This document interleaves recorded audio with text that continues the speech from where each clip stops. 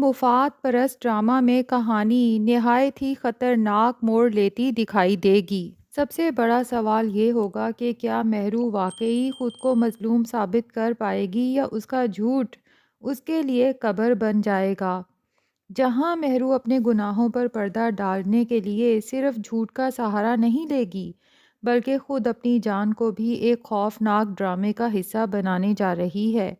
اب یہ بات تقریباً واضح ہو چکی ہے کہ مہرو جو سلمان کو اپنا سب کچھ سمجھ بیٹھی تھی دراصل خود ایک بہت بڑی غلط فہمی میں جی رہی ہے، کیونکہ سلمان نہ تو اس کے ساتھ مخلص ہے اور نہ ہی اس کے لیے رکنے والا ہے، بلکہ حقیقت یہ ہے کہ سلمان کی اصل محبت رملہ ہے۔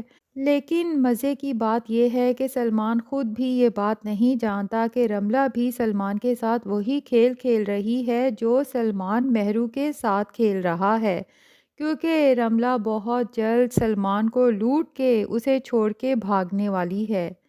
ادھر چونکہ سلمان پہلے ہی فرحہ کو مہرو کی تمام حقیقت بتا چکا ہے، اس لیے فرحہ جانتی ہے کہ اگر زین کو ایک دم یہ سچائی بتا دی گئی کہ مہرو نے اس کا بچہ دنیا میں آنے سے پہلے ہی ختم کر دیا تھا تو زین کی ذہنی حالت اس صدمے کو برداشت نہیں کر پائے گی۔ فرحہ کو یہ خدشہ لاحق ہے کہ زین شدید ٹراما کا شکار ہو سکتا ہے اور اس کے بعد اسے سنبھالنا ناممکن ہو سکتا ہے، اس لیے فرحہ ہر قدم نہایت سوچ سمجھ کر اور مکمل پلاننگ کے ساتھ اٹھانا چاہتی ہے۔ فرحہ عالیہ کو فون کر کے گھر آنے کا کہتی ہے اور یہ ظاہر کرتی ہے کہ مہرو کی طبیعت کافی دنوں سے ٹھیک نہیں لگ رہی۔ وہ عالیہ کو قائل کرتی ہے کہ ہم دونوں کو مل کر مہرو کو کسی اچھی گائناکالوجسٹ کے پاس لے جانا چاہیے تاکہ مکمل چیک اپ ہو سکے۔ ساتھ ہی فرحہ زین کو بھی اپنے پلان میں شامل کر لیتی ہے، لیکن اسے صرف اتنا بتاتی ہے کہ اگر مہرو ڈاکٹر کے پاس جانے سے انکار کرے تو تم نے عالیہ کے سامنے خاص طور پر مہرو کے لیے فکر مندی دکھانی ہے۔ زین کا یہ رویہ عالیہ کو فوراً پریشان کر دے گا اور پھر مہرو کو ڈاکٹر کے پاس لے جانے کے لیے کسی مزید کوشش کی ضرورت ہی نہیں پڑے گی۔ لیکن یہاں ایک عجیب بات یہ ہے کہ فرحہ یہ سارا پلان مہرو کو پہلے ہی کیوں بتا دیتی ہے؟ اگر عالیہ پہلے گھر آ جاتی تو شاید مہرو کے لیے حالات مختلف ہوتے اور انکار کی کوئی گنجائش نہ بچتی، مگر فرحہ مہرو کو صاف صاف پہلے ہی بتا دیتی ہے کہ آج تمہارے راز سب کے سامنے آنے والے ہیں۔ نہ صرف زین بلکہ تمہاری ماں عالیہ کو بھی تمہارا پتہ چل جائے گا کہ تم کب سے جھوٹی پریگننسی کا ڈرامہ کر رہی ہو۔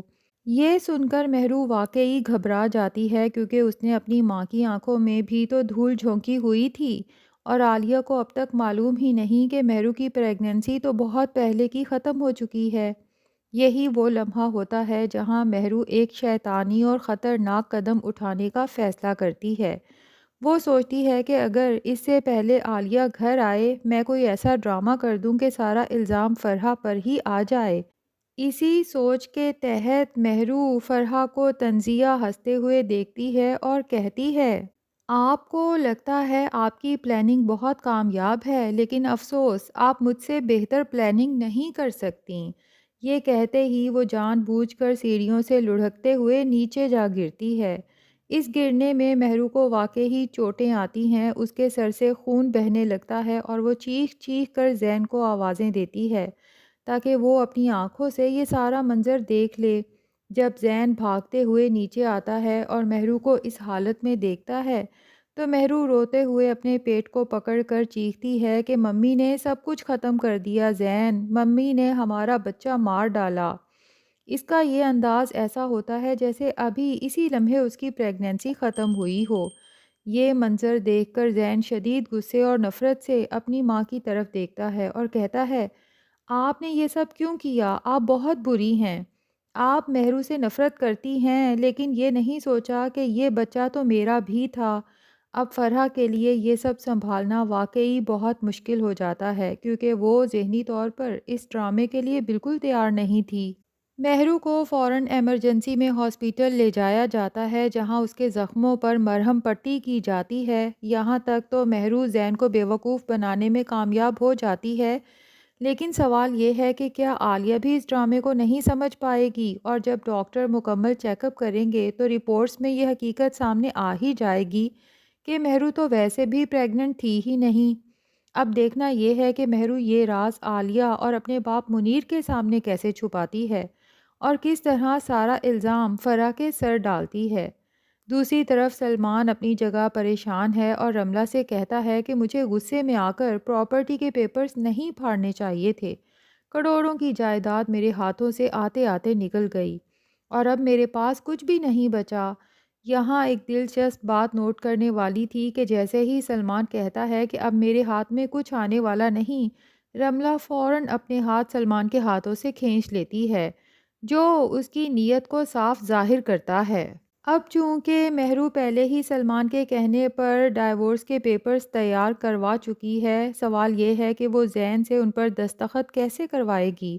مہرو چاہتی ہے کہ وہ اپنے والدین کے سامنے یہ تاثر دے کہ اس نے زین کو نہیں بلکہ زین نے اسے چھوڑا ہے، وہ بھی اپنی ماں فرحہ کے کہنے پر، تاکہ وہ سلمان سے بآسانی شادی کر سکے اور اس پر کسی کو شک نہ ہو۔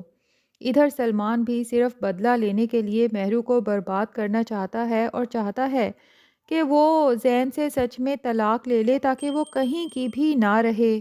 مہرو کو یہ خوش فہمی بھی ہے کہ جو جولری اس نے سلمان کے حوالے کی ہے اس سے سلمان نے بڑا بزنس کھڑا کر لیا ہے اور اب ان کی زندگی بہت خوشحال ہونے والی ہے۔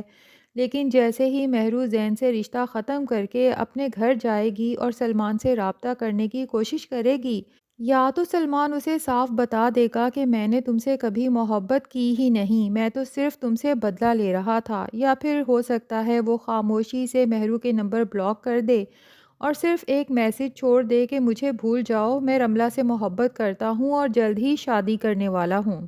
ادھر جب رملہ کو اندازہ ہو جائے گا کہ سلمان اب کسی کام کا نہیں رہا تو وہ اس کے گھر سے ساری جولری لے کر غائب ہو جائے گی اور سلمان صرف رملہ کو ڈھونڈتا ہی رہ جائے گا۔ دوسری جانب عدیل صاحب کی طبیعت خراب ہو جاتی ہے جس سے زارا شدید پریشان ہو جاتی ہے اور اسے احساس ہوتا ہے کہ بابا نے اس کے غم کو دل پر لے لیا ہے۔ ہادی اور اس کی ماں تیمارداری کے لیے آتے ہیں جہاں ہادی اور زارا کے درمیان تلخ جملوں کا تبادلہ ہوتا ہے۔ بہرحال آخر وہ غلط فہمیاں سامنے آ ہی جاتی ہیں جن کا سرا مریم تک جا پہنچتا ہے۔ ممکن ہے مریم اپنی غلطی مان لے اور سچ سب کے سامنے آ جائے، جس کے بعد زارا اور ہادی کے درمیان فاصلے ختم ہو جائیں اور عدیل صاحب بھی صحت یاب ہو جائیں۔